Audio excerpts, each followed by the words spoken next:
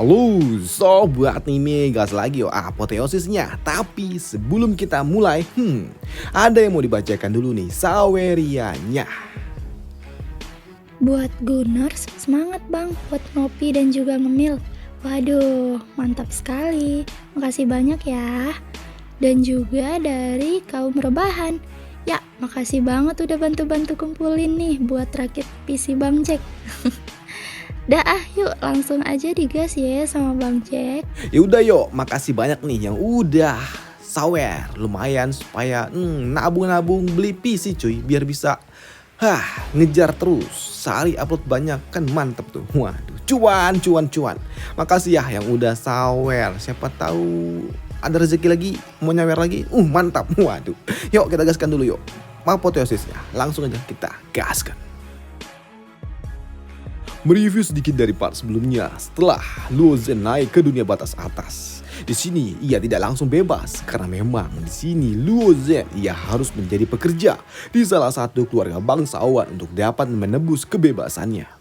Dan untuk melakukannya, Zhen ia harus menambang sebanyak 200 biji batu yuan sejati.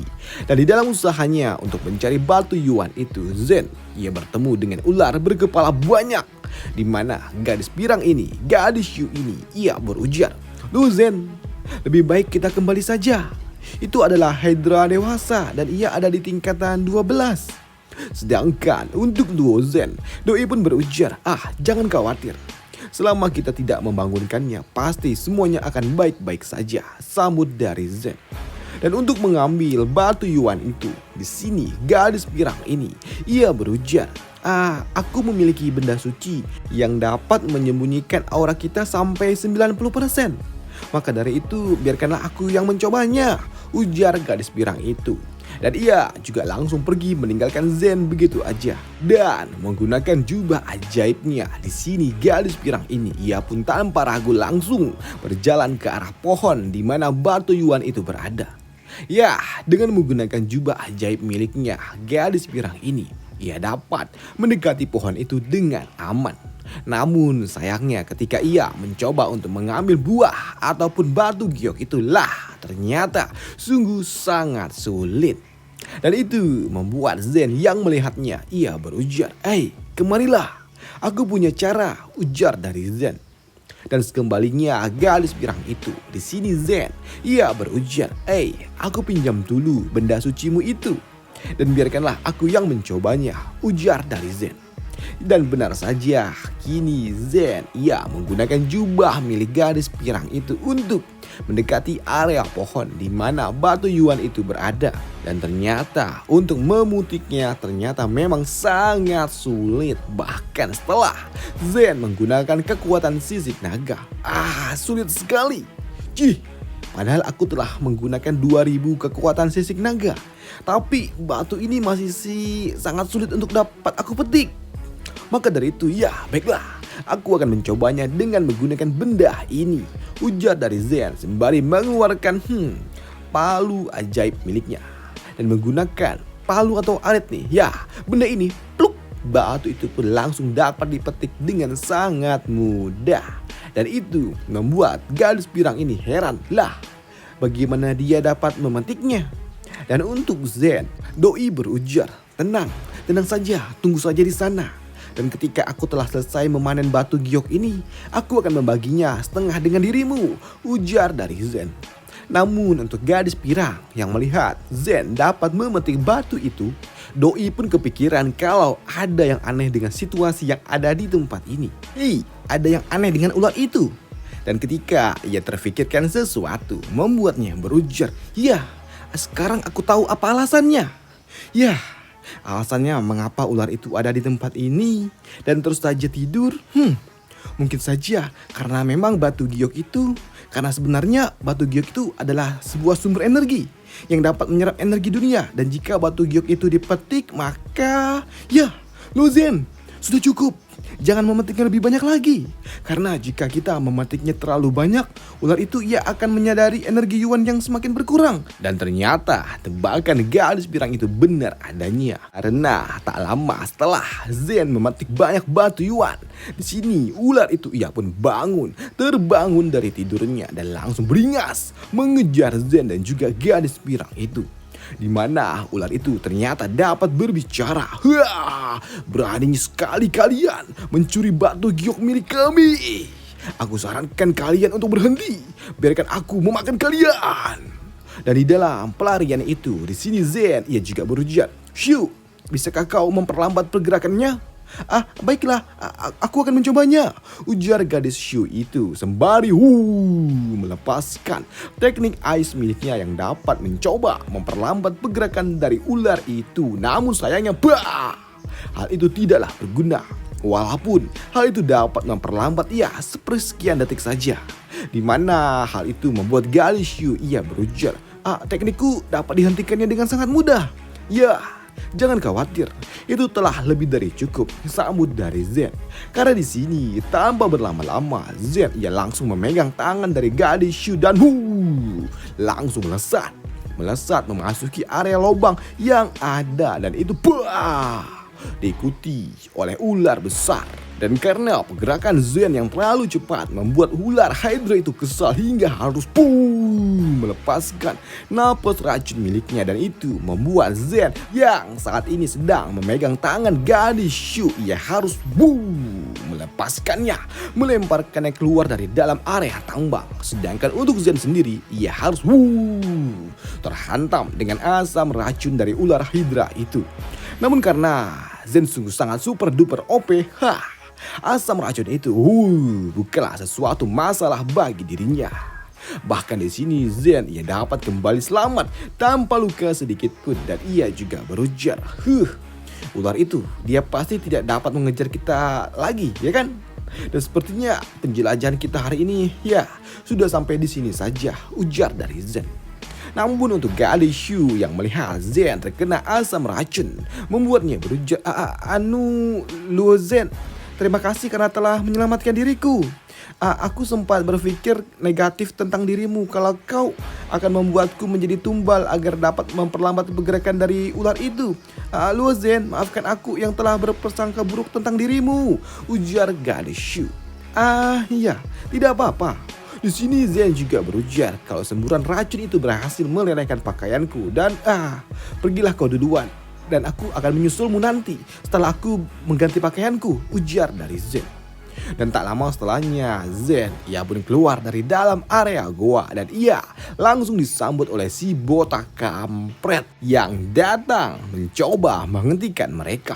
Oi, kalian berdua, sungguh luar biasa. Anda pejuang tingkat limbo. Dan untuk gadis Shu ia berujar, apa yang kau mau?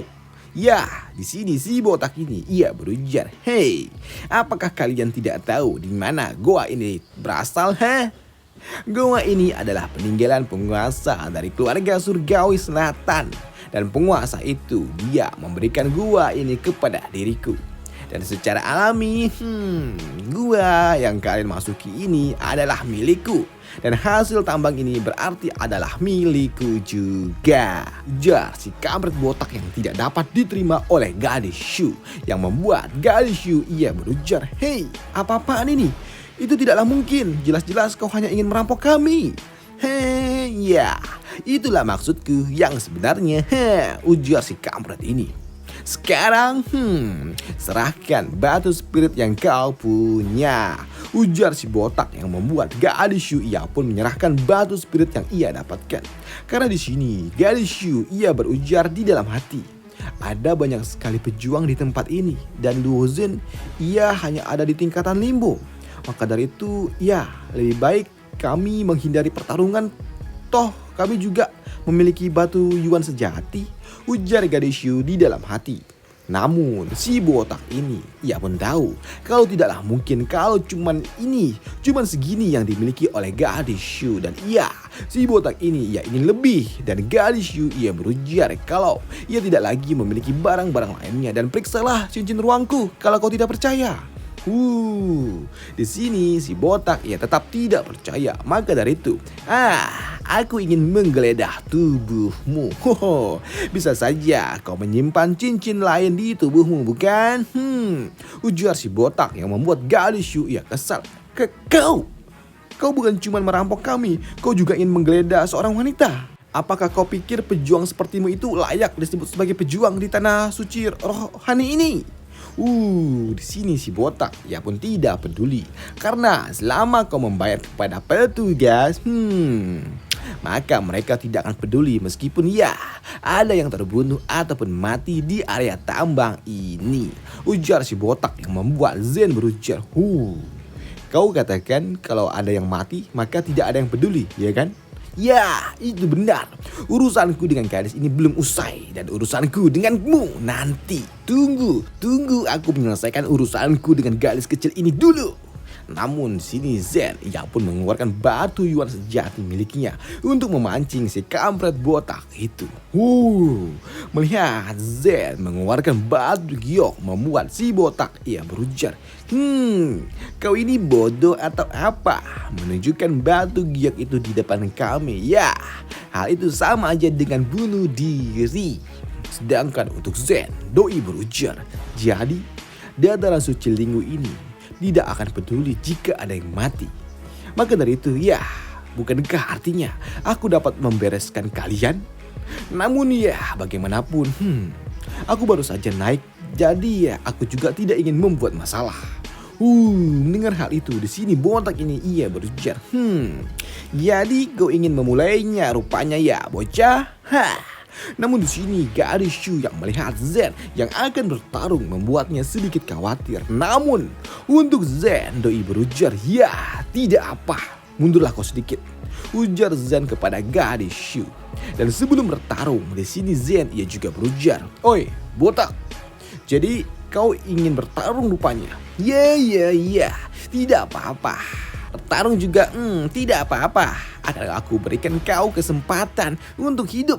Maka itu serahkan semua batu giokmu dan kemudian kau harus menambang setiap harinya dan menyetorkannya kepada diriku. Ujar si botak. Sesaat setelah ia berujar demikian, ia mencoba menyerang Zen dengan tekniknya. Namun Zen ia melesat dengan sangat cepat ke arah si kampret botak. Dan untuk si botak yang tahu kalau Zen sepertinya cukup kuat, ia harus melepaskan teknik ruang miliknya. Namun hal itu telah terlambat karena di sini Zen ia telah berada dalam jarak serang yang membuat Zen harus menghantam si botak dengan sangat kuat dengan kekuatan energi kekacauan yang ia miliki, yang membuat si botak langsung terkapar. Dan kejadian itu juga membuat Zen memberikan sebuah pernyataan keras kepada mereka semua yang ada di tempat ini. Hei, kalian semua, jika lain kali aku melihat kalian merampok lagi, kalian semua akan berakhir seperti orang itu. Ujar dari Zen yang membuat mereka semua yang melihatnya sedikit shock. Dan setelahnya Zen ia pun berujar, ayo kita akan kembali menyerahkan giok ini. Dan kau ambillah 20 biji. Ujar Zen kepada gadis Shu yang membuat gadis Shu ia berujar, terima kasih. Dimana gadis Shu ia juga berujar di dalam hati, loh Zen, dia benar-benar sangat-sangat hebat. Aku sangat ingin merekomendasikannya kepada pamanku. Dan setelah beberapa kali latihan, sudah pasti orang ini akan menjadi sangat kuat, pikir gadis Shu. Dan setelahnya, kini Zen yang pun menyetorkan hasil tambangnya kepada para petugas. Dan itu membuat para petugas, kalau tidak salah kalian ini adalah orang-orang yang baru saja naik itu bukan? Ya, ada apa? Apakah ada masalah? Tanya dari Zen. Tidak, hanya saja kalian membayar lebih cepat dan itu akan membuat kalian lebih cepat untuk pergi.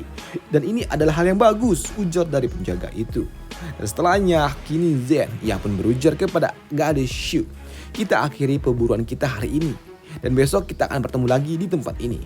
Baik, sambut gadis Shu. Setelah berpisah, kini Zen ia pun memasuki sebuah area tambang lagi. Bukan untuk menambang, melainkan untuk mencari tempat yang aman. Ya, di sini nampaknya tidak akan ada yang datang. Namun untuk memastikan lebih aman lagi, aku harus memasang sedikit area pelindung. Dan setelahnya, kini Zen ia pun mengeluarkan token aumannya dan mulai mencari Luoyan. Luyan, di mana kau? Ujar dari Zen menggunakan token auman yang membuat suara Zen akan terdengar ke seluruh alam semesta. Hei, mendengar suara itu membuat gadis Shu. Ia merasa kalau suara itu mirip sekali dengan suara milik Luo Zen. Hei, apakah itu adalah token auman? Apakah dia memilikinya? Tapi ya tidak mungkin sih, bagaimana bisa pejuang yang baru saja naik memiliki token auman? Mungkin saja aku salah dengar, ujar gadis Shu. Sedangkan untuk Zen, ia terus-terusan memanggil Doyan, adiknya itu, menggunakan token auman. Dan suara milik Zen juga terdengar hingga istana Yu Miao, tempat di mana gadis kecil ini tinggal. Dan itu membuat gadis kecil ini, ia berujar suara itu, suara Luo Zen. Ya, aku tidak menyangka kalau ternyata Luo Zen ia telah ada di dunia atas. Kecepatan kultivasinya cukup cepat. Dan aku juga tidak tahu di mana dia sekarang. Bahkan sekarang dia memiliki token auman. Wah, bocah itu, dia memang sangat menarik dan memang layak untuk mendapatkan perhatian, ujar gadis ini yang, Bang Jack lupa namanya siapa. Waduh. Oh ya, namanya adalah Yun Luo. Waduh. Di sini gadis Yun, ia juga menarik semua klon-klon jiwa miliknya yang telah ia sebar ke seluruh alam semesta, termasuk dunia batas bawah. Dan itu membuatnya mendapatkan semua ingatannya tentang Luo Zen yang pernah ia temui di dunia bawah, yang merupakan seorang pria yang memiliki takdir sebagai kandidat kaisar dunia. Namun ia lagi-lagi mendengar suara Zen yang menggunakan token auman, membuat gadis ini ia pun sedikit shock. Apa? Dia menggunakannya hingga 2 kali. Bukankah itu terlalu berlebihan? Bahkan untuk diriku saja yang ada di tingkatan Lord, aku hanya memiliki 5. Tapi ya sudahlah, biarkan saja. Karena setelah aku menarik semua jiwa-jiwa klonku ini, itu membuatku sedikit lelah, ujar Yun Luo yang kini ia kembali berendam padahal baru siap mandi. Waduh. Sedangkan untuk Zen, aku telah menggunakannya 2 kali. Apakah dia masih belum mendengarnya? Baiklah, aku akan mencobanya lagi, ujar dari Zen yang ingin kembali menggunakan token auman itu.